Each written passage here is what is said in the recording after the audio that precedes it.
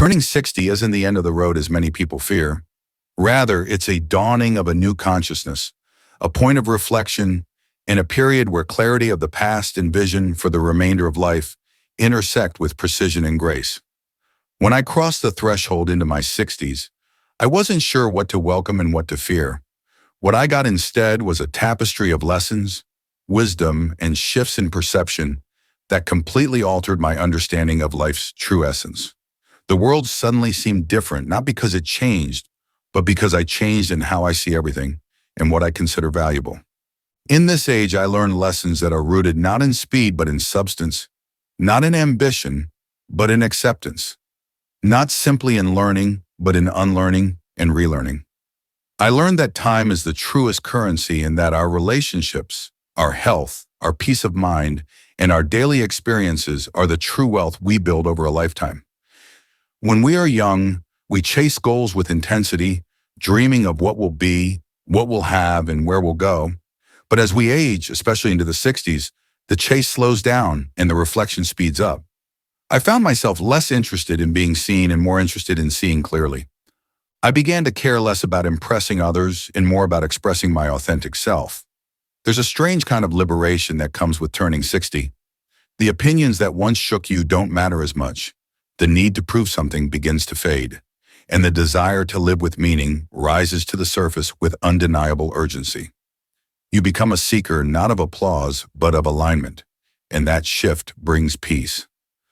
I learned that the people you surround yourself with matter more than ever. Time is limited and energy is sacred.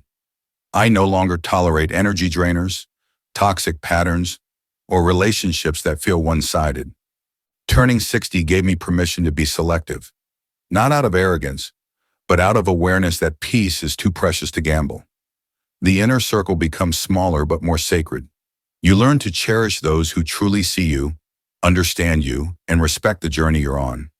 Real friendships, the kind that have weathered storms and shared silences, become gold. And even if you only have a few of those, you feel incredibly wealthy. So I also realized that health is not just about avoiding illness. It's about nurturing your body, respecting its needs, and honoring its limits. When you turn 60, you no longer take energy for granted. Every walk, every deep breath, every pain-free moment becomes a blessing. I learned to listen to my body with more kindness, to rest without guilt, and to nourish without obsession. Aging teaches you that self-care is not vanity, it's survival, it's self-respect, and it's a form of gratitude for the vessel that carries your soul. Financial security looks different too. It's no longer about accumulating, it's about sustaining. I began to view money as a tool, not a trophy.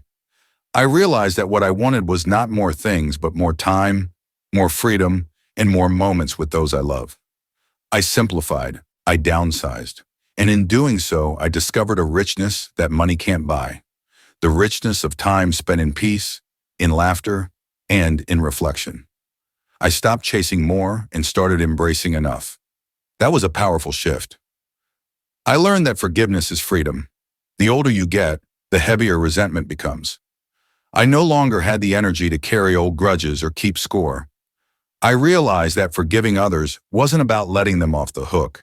It was about unhooking myself from their energy. It was about choosing peace over pride.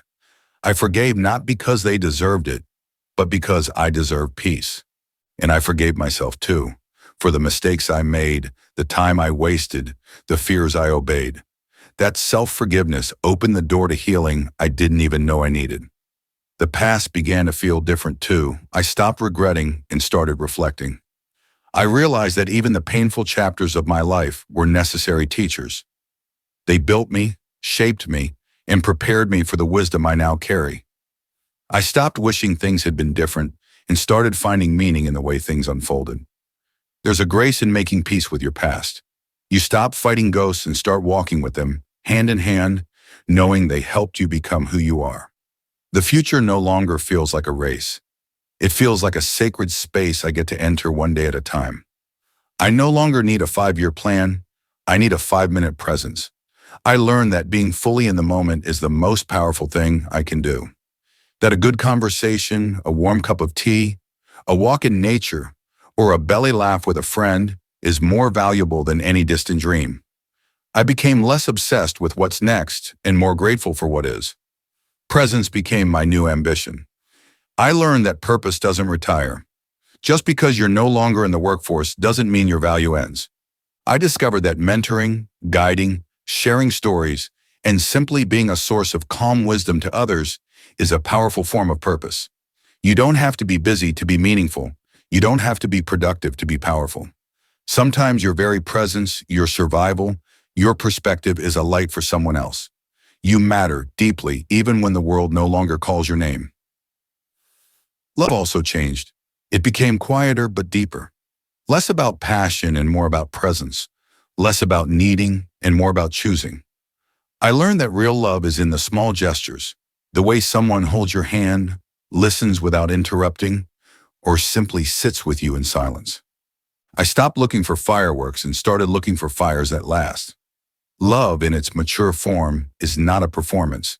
It's a place to rest. Perhaps the most powerful lesson I learned is that life is both fleeting and forgiving. It moves fast, yes, but it also gives us so many chances to begin again. At 60, I realized I could still evolve, still dream, still heal, still laugh. I wasn't too old. I was finally old enough to know better. Old enough to love myself fully. Old enough to say no without guilt.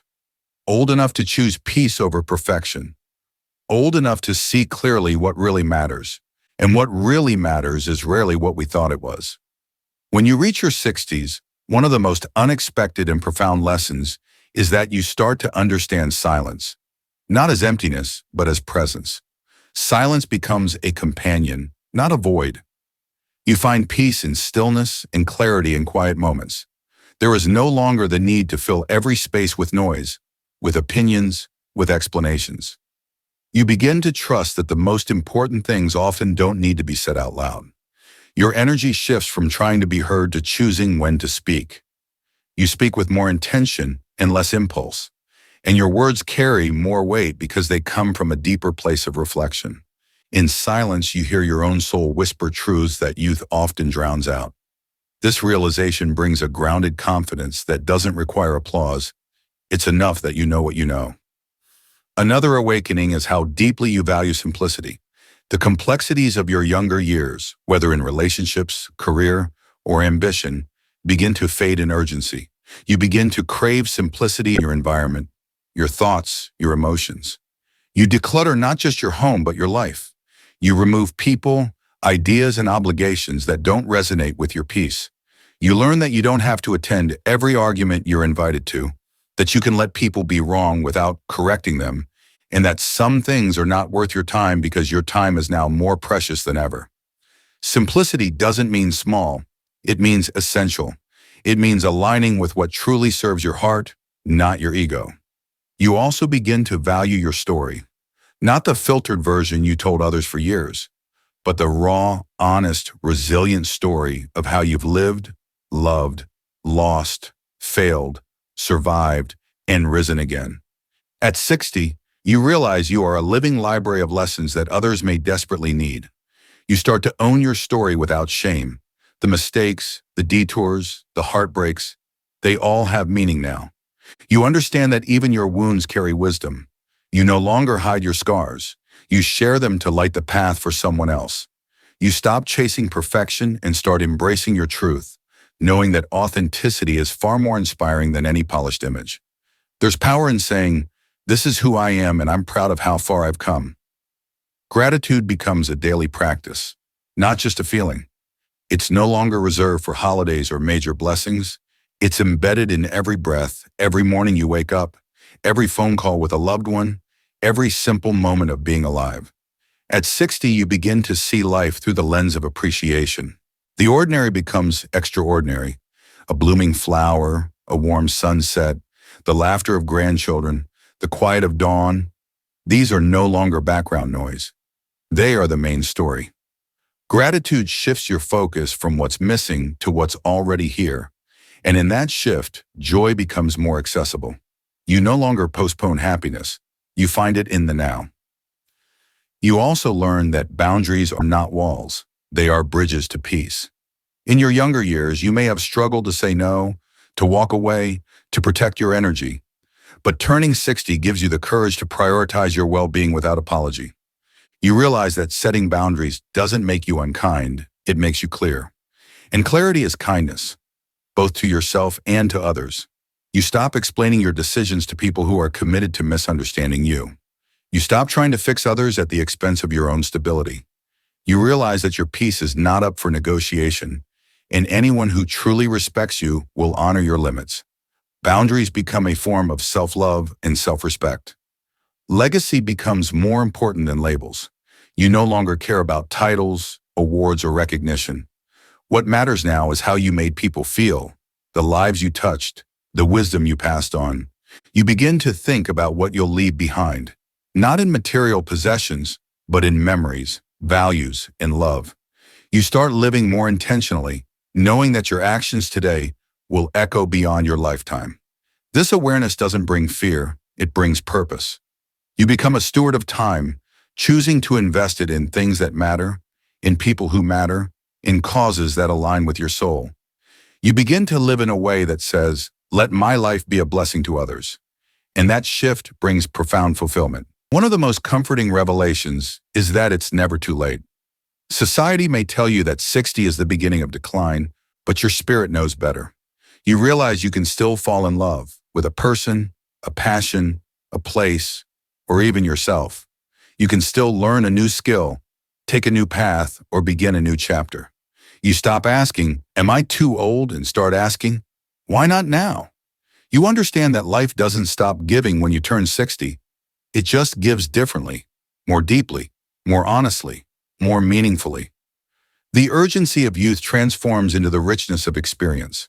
The timeline expands, not contracts, and that realization gives you a beautiful sense of freedom. You also come to terms with mortality, not in fear, but in awareness. You no longer run from the truth that life ends. Instead, you use that truth to live more fully. Death becomes less of a shadow and more of a mirror, reminding you to cherish the time you have, to speak your heart, to forgive faster, to love harder, and to let go of what doesn't serve you. You stop wasting time on drama, on guilt, on proving yourself. You stop waiting for the perfect moment because you realize that this moment, this breath, this smile, this sunrise is the only guarantee you have.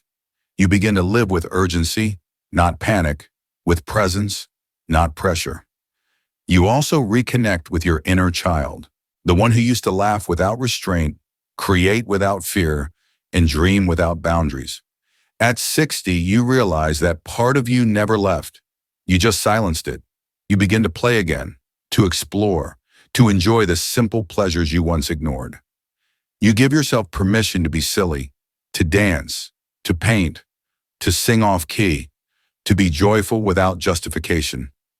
You learn that growing older doesn't mean growing dull. It means becoming more colorful, more vibrant, more unapologetically alive.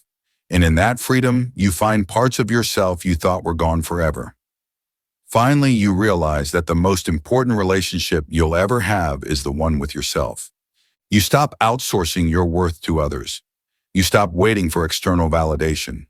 You look in the mirror and see a survivor, a warrior, a soul that has weathered storms and kept going. You begin to love yourself not for what you've done, but for who you are. You embrace your wrinkles as wisdom, your scars as stories, your heartaches as proof of your capacity to love. You speak to yourself with kindness, treat yourself with gentleness, and believe in yourself with quiet strength. You become your own best friend, and that friendship becomes the foundation of every other relationship in your life.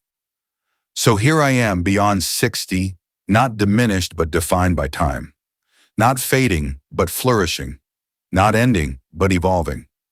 These lessons didn't arrive all at once. They came softly, over years, through joys and losses, through laughter and solitude. They are the treasures of a life lived with open eyes and a willing heart. And if you too are standing at the edge of a new decade, wondering what it holds, let me tell you, it holds more than you imagine. It holds peace, purpose, depth, clarity, in the sacred beauty of becoming who you were always meant to be.